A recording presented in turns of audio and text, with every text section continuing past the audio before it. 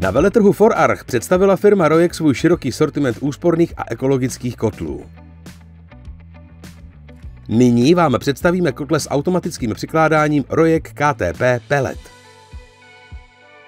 Kotle KTP Pellet se vyrábí ve výkonech do 20, 25 a do 30 kW. Kotle KTP Pellet jsou určeny pro spalování biomasy v podobě dřevních pelet a splňují podmínky dotací. Kotle vznikly spojením kotlů KTP a automatického hořáku na dřevní pelety. Hořák je s funkcí automatického zapálení a automatického odstavení. Hořáky mají pohyblivý rošt, který čistí případné nápeky paliva.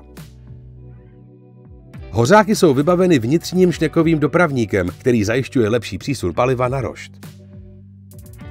Elektronická řídící jednotka plynule moduluje výkon kotle a řídí topný systém.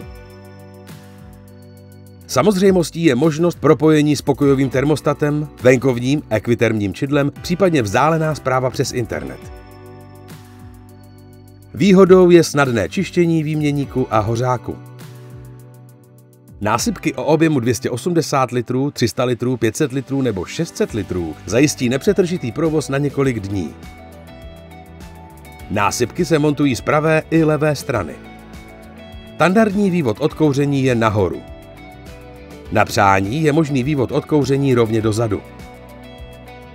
Záruka na kotlové těleso je 3 roky, v případě použití certifikovaného paliva je záruka 5 let. Kotle Rojek KTP Pellet splňují nejvyšší emisní třídu 5 a splňují podmínky ekodesignu.